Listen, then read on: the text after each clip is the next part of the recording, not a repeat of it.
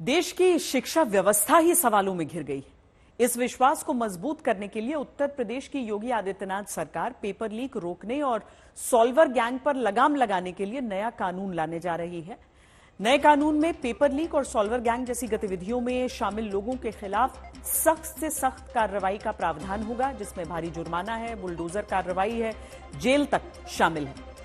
उत्तर प्रदेश सरकार paper counting को रोकने के लिए एक नई नीति की भी घोषणा उसने की है, जिसके तहत हर शिफ्ट में 2 या अधिक पेपर सेट होने चाहिए। प्रत्येक सेट के प्रश्न पत्रों की छपाई अलग अलग एजेंसीज के माध्यम से कराई जाएगी। पेपर कोडिंग को भी और व्यवस्थित किया जाएगा।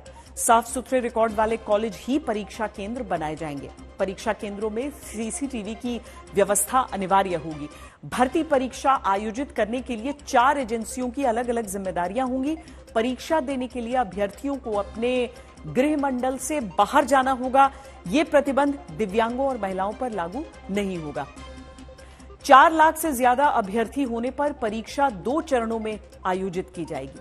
रिजल्ट बनाने में धांधली रोकने के लिए आयोग और बोर्ड में ही ओएमआर शीट की स्कैनिंग होगी। प्रश्न पत्र में एक गुप्त कोड होगा। प्रश्न पत्र के हर पेज पर unique bar code, QR code, unique serial number जैसे गोपनीय सुरक्षा चिन्ह लगाने होंगे, ताकि जरूरत पड़ने पर इसकी सीरीज के बारे में जानकारी हासिल की जा सके। प्रश्न पत्र लाने और ले जाने के लिए बक्सों में छेड़छाड़ रोधी मल्टी लेयर पैकेजिंग होगी। प्रिंटिंग प्रेस चयन की पूर्ण गोपनीयता रखी जाएगी। प्रेस में आने वालों की जांच की जाएगी। सभी के पास आईडी कार्ड रखना अनिवार्य होगा। परीक्षा में धांधली बड़ा चुनावी मुद्दा था, लेकिन अब इसने और भी ज्यादा व्यापक रूप ले लिया है। नौजवानों के भविष्य से जुड़े इस मामले में न्याय जो भी दिलाएगा उसे ही युवाओं का साथ मिलेगा। ये बात राहुल गांधी और विपक्षी नेता भी समझ रहे हैं। इसीलिए संसद से सड़क तक राहुल गांधी इस मुद्दे को उठाने का भरोसा छात्रों को दे रहे हैं। 2 करोड़ युवाओं को पेपर लीक से नुकसान हुआ। एक साथ हम ये लड़ाई लड़ेंगे और ये लड़ाई जीतेंगे। पेपर लीक मामले पर कांग्रेस फ्रंट फुट पर खेल रही है। राहुल गांधी से लेकर कांग्रेस के छोटे बड़े नेता सरकार को घेर रहे हैं। दिल्ली में कांग्रेस ने नीट पेपर लीक पर मोदी सरकार के खिलाफ विरोध प्रदर्शन किया, तो लखनऊ में कांग्रेस के साथ समाजवादी पार्टी के कार्यकर्ता भी सड़कों पर उतर आए। इसी तरह मुंबई, जयपुर, हैदराबाद, बेंगलुरु, रांची, नागपुर, चंडीगढ़ तक में कांग्रेसी कार्यकर्ताओं ने नीट पेपर लीक को लेकर सरकार के खिलाफ जमकर हल्ला बोला। धर्मेंद्र प्रधान जी ने तो पहले ये बयान दिया था ना कि कोई पेपर लीक नहीं हुआ, कोई भ्रष्टाचार नहीं है।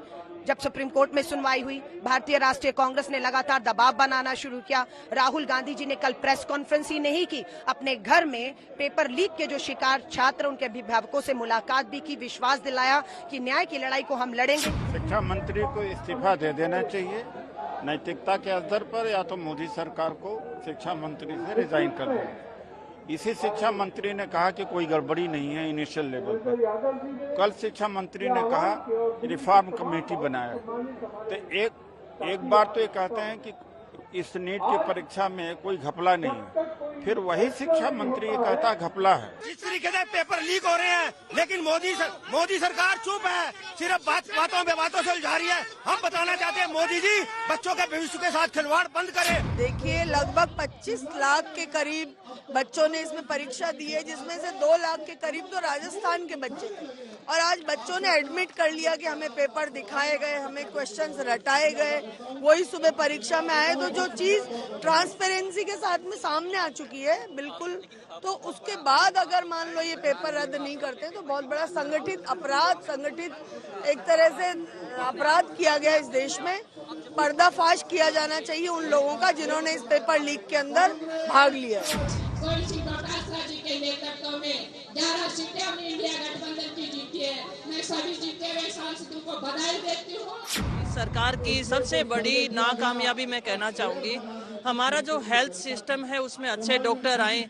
जो बच्चे 2-2, 3-3 साल मेहनत करते हैं और अच्छे परीक्षा दे के आते हैं, और उनके भविष्य के साथ जो खिलवाड़ हुआ है उनके ऊपर जो जांच होनी चाहिए और दोषी हैं उनको कड़ी से कड़ी सजा मिलनी चाहिए।